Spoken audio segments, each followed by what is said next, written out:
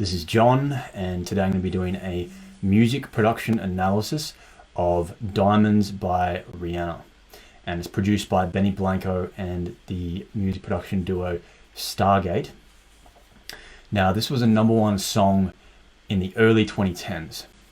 So there's a lot to learn from this track that we can use in our own skill sets, in our own technique libraries. But before we get started, spots have opened for the Polymath producer system. Okay, some of the clients that have gone through this system have said that they've learned more in 4 weeks than years prior, and they've started to think like the masters of music production that they're analyzing already. Like, they're starting to intuitively think like the masters. So the solutions to every problem they face are becoming effortless. So I've put this system together, and if you want to learn how to do this yourself, I'll leave the link below, polymathproducer.com. First thing I want to bring attention to with this track is the kick drum. So let's listen to the kick.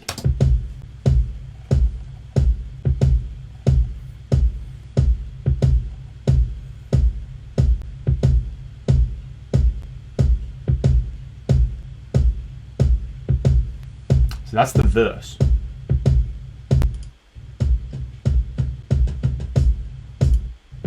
This is the build.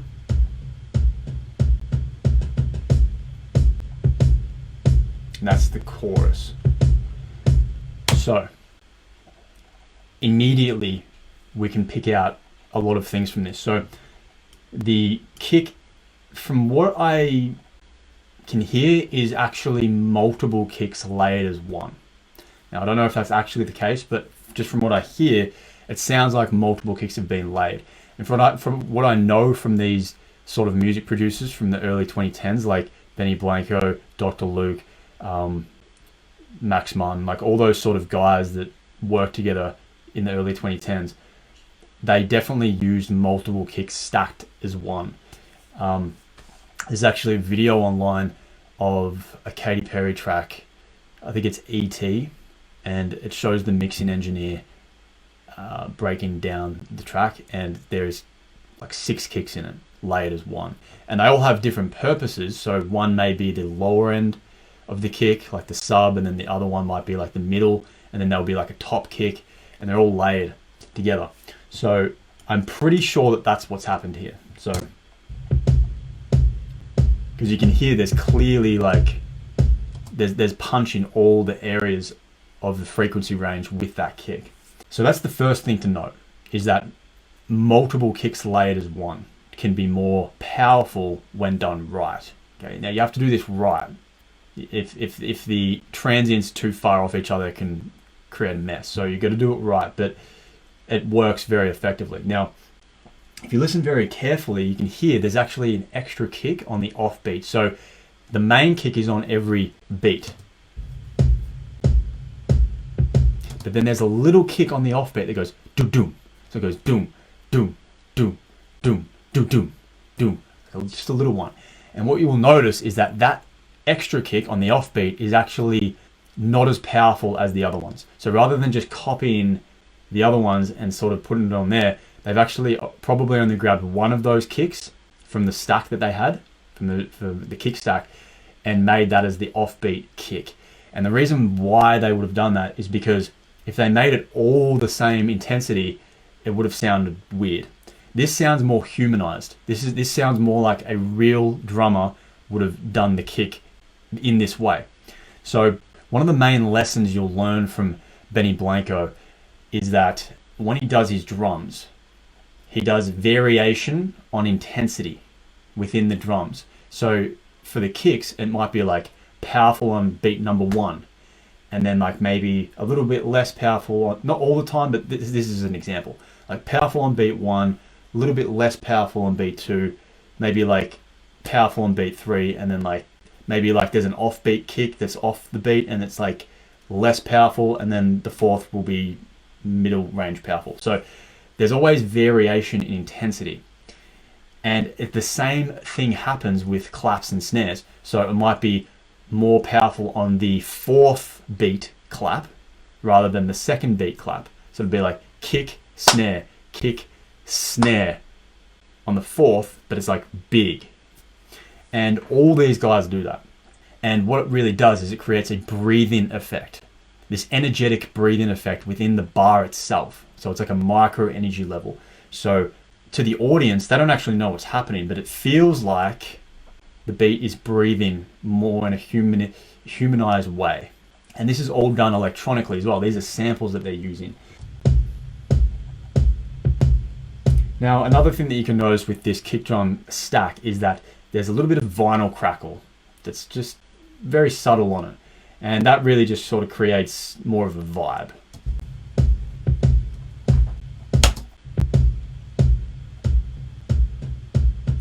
Obviously there's automation, so it's humanized again. Starts off soft, goes higher and higher for the build in volume. And then when the chorus hits, it almost sounds like there's even more layers, and they've actually got a hat that's on every kick as well. Every main beat of the kick. And the reason behind that will be just to really punch the kick through even more. So you can actually add other percussive elements to accentuate the kick. So a lot of lessons already just from the kick drum of this track. And I don't actually even know what it's singing. So you'll notice that there's an effects, like almost like an atmospheric sort of rise, like it goes into the vocal. So it's like that, and then the vocal is like a sample that they've just placed. And if you look at the placement of where they've put it in the actual track. Fine light in the beautiful sea. So it's actually on beat 1. So on beat 1 it's accentuating that sample, and you wouldn't even hear it if you heard it with just the track. Fine light in the beautiful sea. I chose to be happy.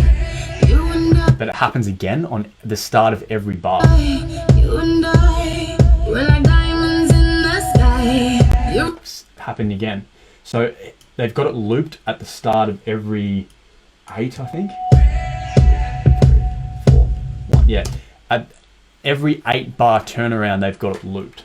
Again, what these guys tend to do is they tend to accentuate the first beat of every either bar or 8 beats. So simple little things like this. This really just creates vibe, like a bit of a vibe in the background, but it also accentuates that first beat of every 8. And that runs through the whole track.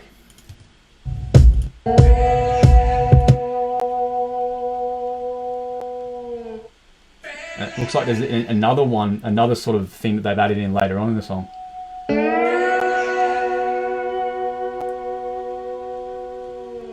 Sounds like a twangy, like that.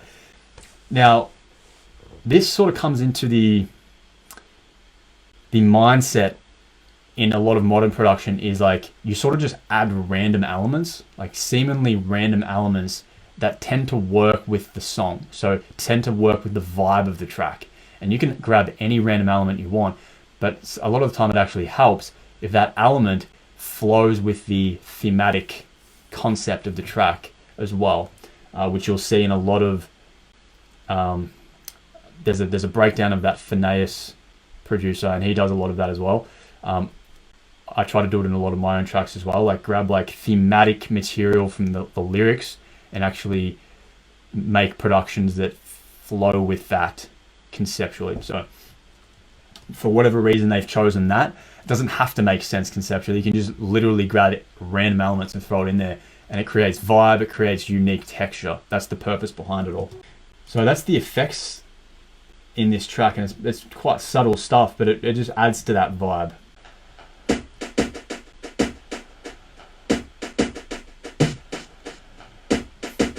Okay, have a listen to this. Exactly what I was saying before. So what they've done in this snare and claps section, so this is in the verse. Or the pre-chorus.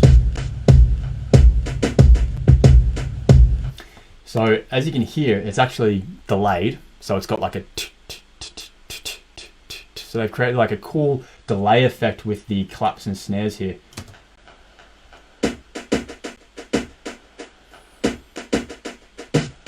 So with just their clap and snare placements, but they've used delays effectively to create more of a rhythmic pulse.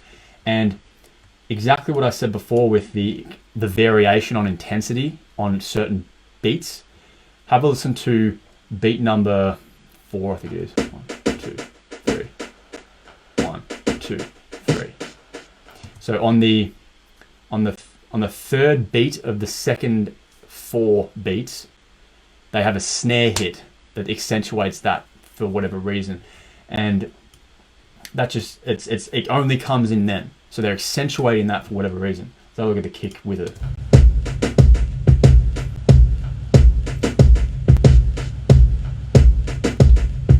Okay, so ready? 1, 2, 3. Hits right on that third beat. Okay, so again, as the song progresses, so that was earlier on in the song, that was verse 1 and chorus 1. As the song progresses, they started to add more layers into the snap and clap and the clap and snare section.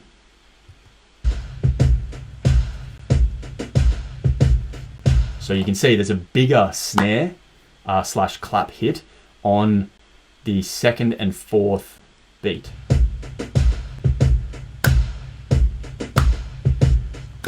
Now, that is building the intensity of the track as the track continues. So the energy is rising and they're adding more layers on what they already have. So they're accentuating certain beats.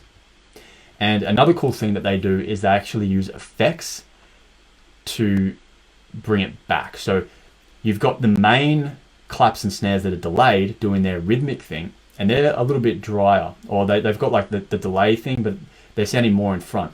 But then you've got these reverb claps on 2 and 4 that are just accentuating that second and fourth beat. And all these guys do this. It's like they play with effects and wetness of effects on their claps to go in the foreground or the background of what they're doing. And they also play with that variation of intensity within their drums and their percussion.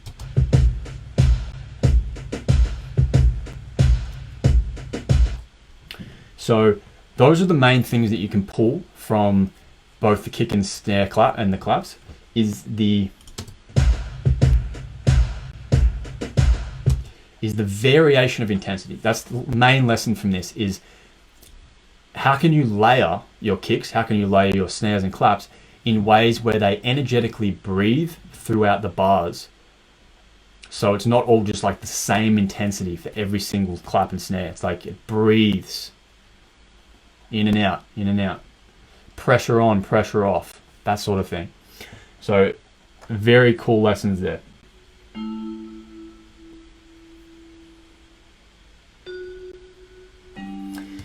Funny thing to note here. So if you watch my What's Going On analysis, and I talked about how the vibraphone accentuates chords. So on the first beat, it accentuates the chord.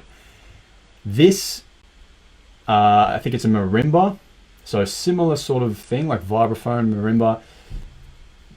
Exact same thing that they've used 40 years later. Okay, exact same technique. It's accentuating the first beat of the bar, but it's also doing a motive, which is exactly what the vibraphone did in What's Going On. Let's have a listen. So when the beat comes in, you'll know like the time. So first beat, boom, doom, 2, 3, 4, 1, 2, 3, 4, 1, 2, 3, 4, 1. So it's mainly on the 1 on the chord changes of the start of each bar. It is accentuating that first beat, which is an ongoing thing in the history of recorded music. You'll see it. It's in this one. It's in What's Going On from 40 years later. This is a thing that reoccurs. It's a pattern. And this marimba pretty much plays that motive through the whole thing.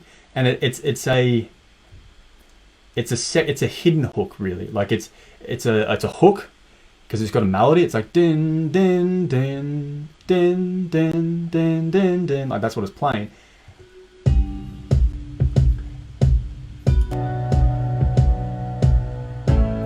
what it's actually doing is it's above the piano, which is, again, exactly the same as what's going on 40 years later. You'll see.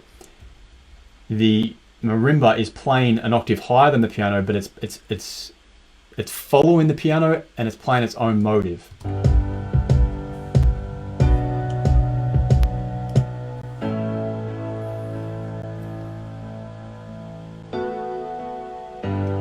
So the piano is playing the same, it's rhythmically playing the same as the piano, but the piano's got some delay on it, so it sort of sounds like it's doom, doom, doom, doom, doom, doom on every chord change. The piano is just playing chords, the chord changes on every first beat, and the marimba is following that.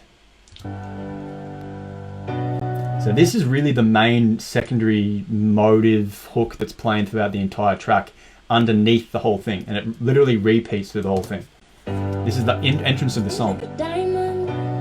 It's a little bit, I think it's a hidden hook because shine bright like a diamond. that is the primary hook. Shine bright like a diamond, that's the primary hook of the song.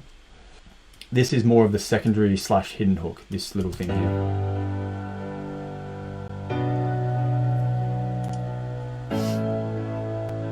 And then you've got that little effects thing on every one as well. Really hits that first beat. I don't know what he's saying. Right on that one.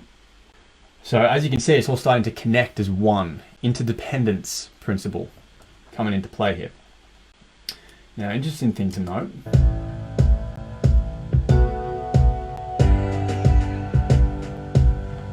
So the snare, because the beat and the instruments are playing such straight, rhythmic stuff, that's the reason why they've got the snare and clap doing those more counter rhythmic things, like delays and stuff like that. Like it just creates more of that groove, like offbeat stuff. It's creating healthy conflict in the arrangement. If the clap was just on every 2 and 4, it'd be boring. But they've done that later on when we talked about how it accentuates the 2 and 4. So you can still do counter rhythmic stuff, but then accentuate the 2 and 4. So you can have both happening at the same time. It's like ninja stuff.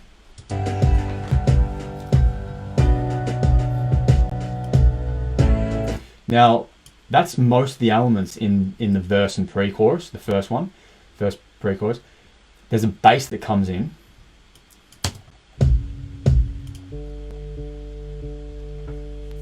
Now, interesting thing to note is that they've used multiple basses. So they've got one bass doing a mid-level frequency stab. So it's doon, doon, doon, doon, doon, doon. So it's outlining the harmony root, but an octave higher than the sub, because there's a sub that's sustained underneath. Doom, like that. And then they've got another bass doing a higher level stab.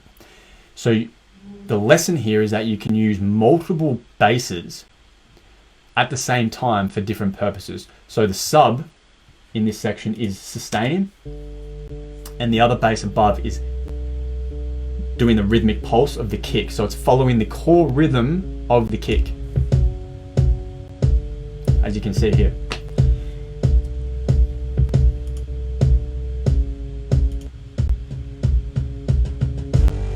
And then they've got it side chained on this part, I'm pretty sure. Yeah, they've side changed it with the kick build up into the chorus. Now, what happens in the chorus is they add a big, fat, like, dirty synth, bass synth, which just sounds really heavy, but they've still got it layered with the sub and the pulse one that's hitting on every beat.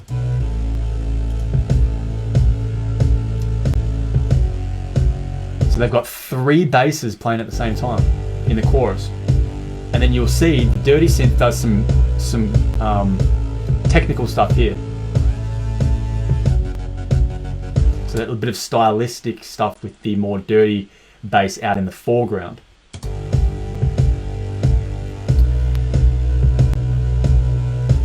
So very cool stuff. And the main lesson that you can take from this this thing is that you can use multiple basses for multiple purposes. In this, they've got 2 basses in the pre-chorus, one to follow the core rhythm of the kick, another one for the sustained to act as a glue slash cover the low end, and then in the chorus they've got a dirty synth in the middle to really fill out the frequency spectrum to make it sound massive, and for stylistic reasons.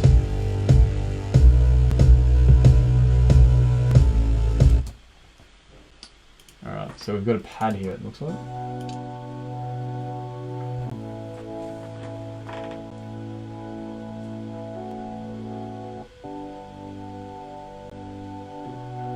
Okay, so this pad, very simple. It's essentially just outlining the same thing as the piano.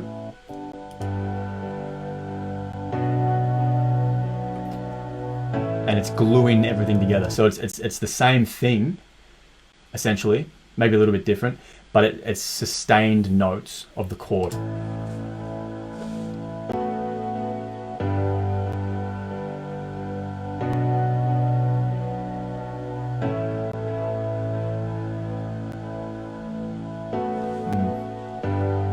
So it's really there just to fill out space and glue everything together. Pad glue. So with all of them together,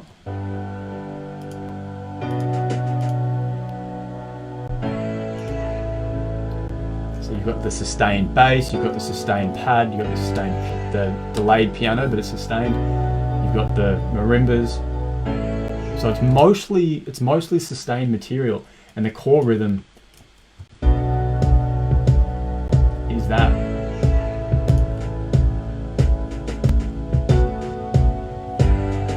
We've got this. Okay, so this comes in the chorus, and this is almost like a counter motive synth that plays when the chorus is playing. It's like a euphoric sort of sound.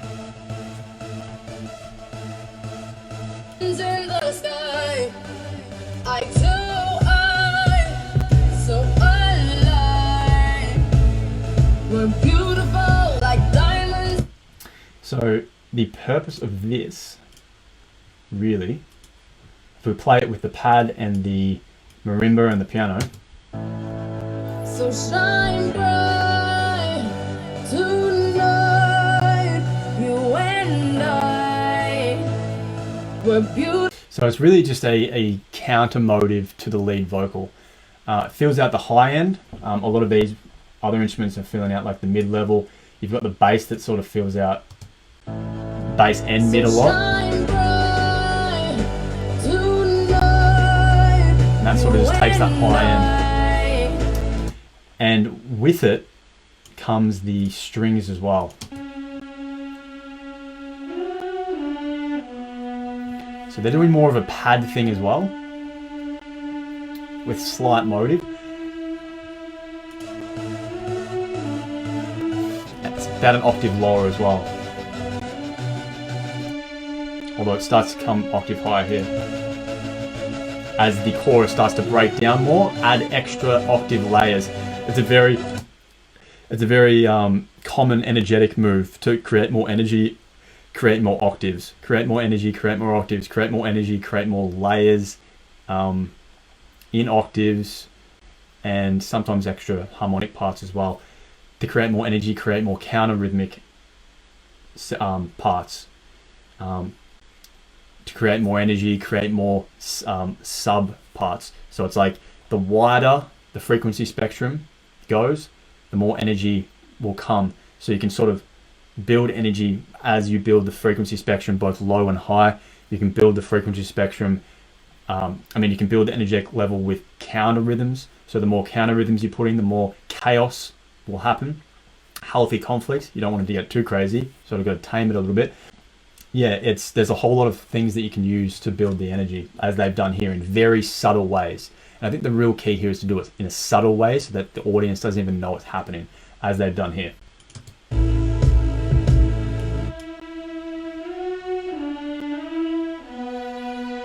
I think they're electronic strings. They just sound like they've done some stylistic stuff to make it sound more real.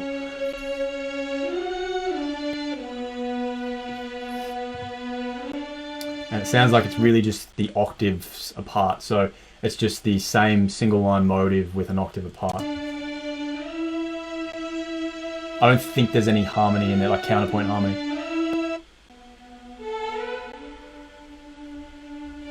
So they've got little fills that happen with a sustained pad.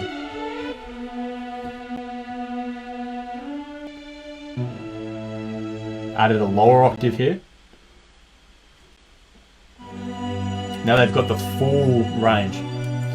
So you've got cellos down the bottom, you've got the mid-level, you've got the very high violin section. And they're all playing rhythmically the same thing. But they're playing different notes now. So they've added lower end counterpoint. Now they've got more layers in the middle as it starts to build energetically towards the end.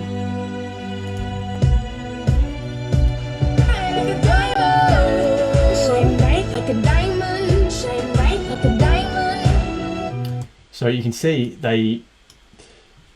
it's really an energetic principle. Like they've started with just the single line, then as the first chorus is built, they've put an octave higher. Then they've started to use, this is the strings I'm talking about. Then in the second verse, they started to do little fills. Then they combine the fills with the sustained. Then in the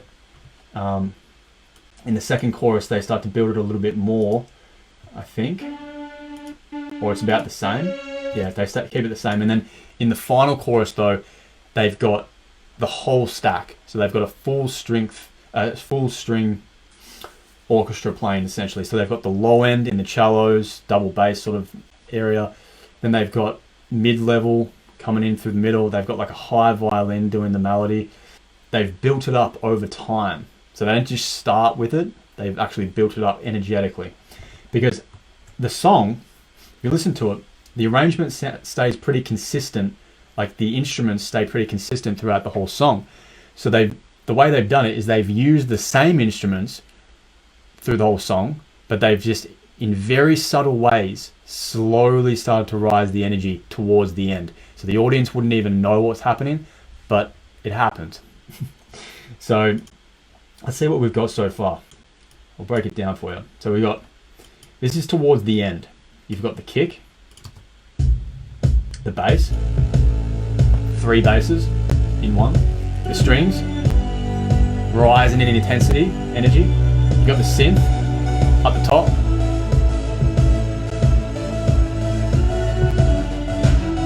Claps on the off beats, but also that accentuate the 2 and 4. That little voice in the background, it's doing whatever it's saying. The piano, doing its thing. You've got the marimba, doing its thing as well on the first beat, and the motive. You've got the pad filling it out with the glue.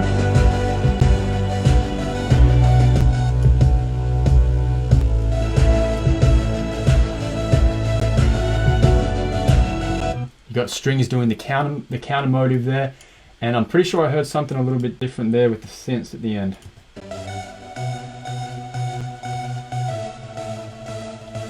So it sounds like they've actually added multiple layers on this synth as well, a lower end, and now they've got more of an arpeggiated synth as well for more rhythmic motion. Counter rhythms add to energy building.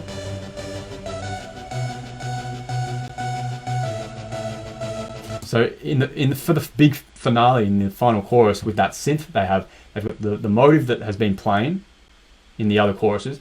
They've added a lower end one to fill it out even more, and then they've got a counter rhythmic synth that's adding to the intensity, because counter rhythms add to energetic intensity if you do it the right way, and more octaves add to energetic intensity if you do it the right way. And they're doing all these constantly. Drums, like the percussion. So they've used obviously reverse crashes for transition elements in between sections. They've got like a tambourine playing, accentuating the core rhythm.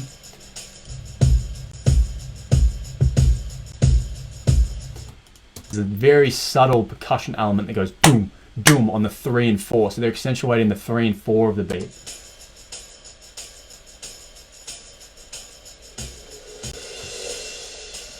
And I think that happens on every 8 bars. So for the 8 bar, on the second 4, 3 and 4. Yeah, and that accentuates the 3 and 4. So for whatever reason, they wanted to accentuate that. And there's a few other percussion elements as well. There's like a weird sort of like cymbal style thing that's sort of just consistently in the background. And they've actually got tambourine hits on certain beats as well to accentuate that. So that was in the final chorus that all of those were in there.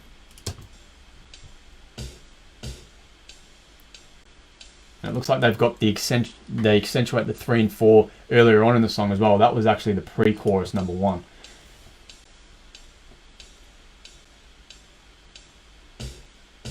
See, that's like do like that. All these just very subtle things that they've done to accentuate certain beats. Diamond, shining bright like a diamond, beautiful like diamonds in the sky. So there's harmonies on the Diamonds in the sky. Whoa, on the woes. whoa. We're 2-part harmony. beautiful like diamonds in the sky. Whoa.